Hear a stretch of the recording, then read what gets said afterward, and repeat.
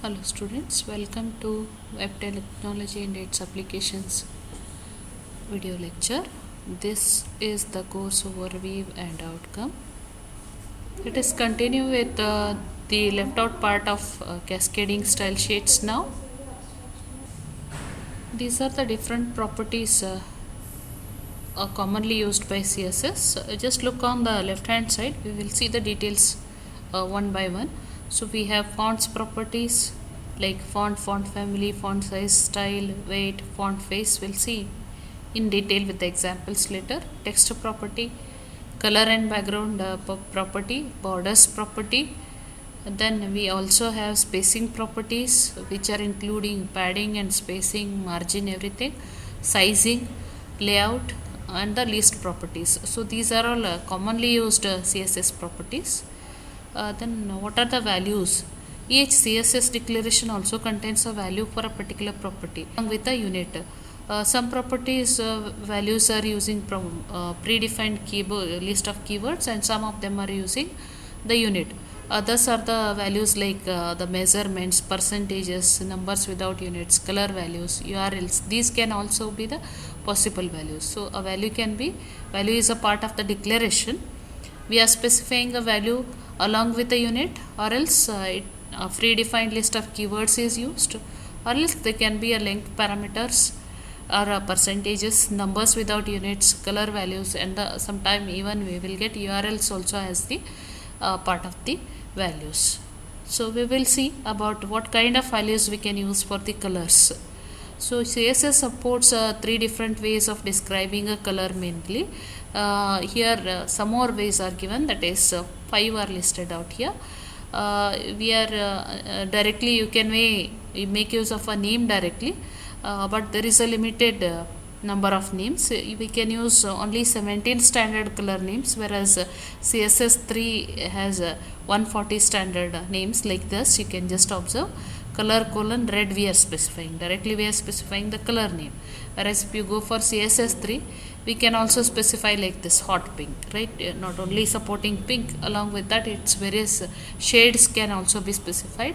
So these basic 17 colors are with the different shades are available with the 140 standard names. Also we can make use of red, green, blue combinations, that is through the method we call as a RGB method. So we are specifying the intensity of red, green and blue values combinations. In this way we can specify. You can just look into the examples here. Color colon RGB, that is red with the 255 intensity, green 0 and blue 0. That means it is showing which color? Red color, because the remaining two are 0. Again hot pink you can show with this particular values, right? Because it's slightly a mixture of red, green and blue, where the intensity of red is high, right? We can also mention the color names in hexadecimal form also, which is making use of hash in the beginning, and 6-digit hexadecimal numbers are used. Each of the 2 digits are representing one particular color, right? FF is a highest value in the hexadecimal, right?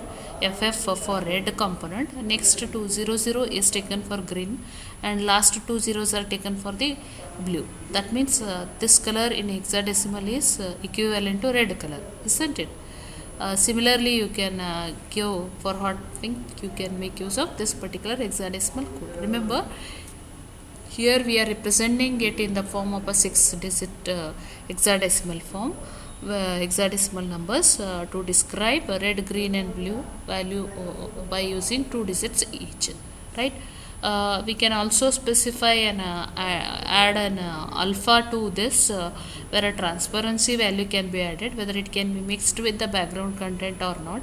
Transparency value usually is ranging between 0 to 1, and when it is 0 it is fully transparent, and when it is 1 it is opaque, right? So this we have studied with the CG also, if you have remembered, right? The value of transparency, how much it can be mixed with the background on its appearance, right?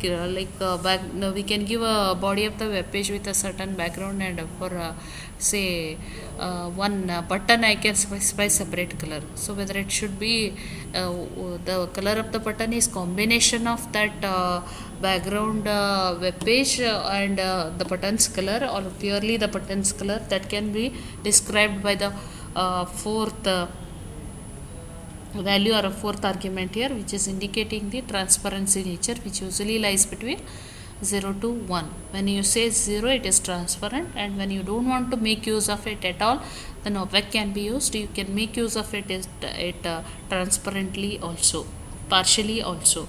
Then HSL is one more, which specifies the color using hue, saturation and light values. So this is not supported by the older version. It is supported by CSS3, where you can specify the color range in terms of what is the hue value, saturation and light values.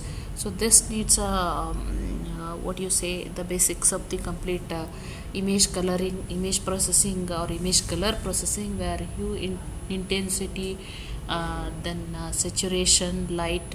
Apart from this, we make use of many of the other terms while talking about the colors of the images. So that advanced feature can also be used else in case of CSS3. Okay, so let us go for what are all the units of measurements that are supported by the values. So there are multiple ways. Some of them are relative units, that is, they are based on the current value or the default value, or they are based on something like with respect to parent element or something like this, or some of them are absolute also. Unless you are defining a style sheet power printing, it is recommended to avoid using absolute units. Pixels are perhaps the popular exception, though as we see later, there are also good reasons for avoiding the pixel unit. Why it is avoided, we will see later. Relative units, what we are using is in terms of pixels. Pix is the unit, px is the unit used, that stands for pixel. 1 pixel is equal to 1 upon 96 of an inch. Okay, and em is equal to the computed value of the element. We make use of this font size property of the element on which it is used. Em unit is in relation to the font size of its parent. It is relative one. It is with respect to font size of its element. We can mention it in terms of percentage, right? We can mention in terms of x height of that is x height in the sense horizontal height, we can say. Rarely used unit. Elements font, for specifying the elements font, it is used. Then ch, another rarely used relative measure, because it is in relation to width of the 0. What should be the width of the 0, that is specified through the ch. Accordingly, all other characters are adjusted relatively.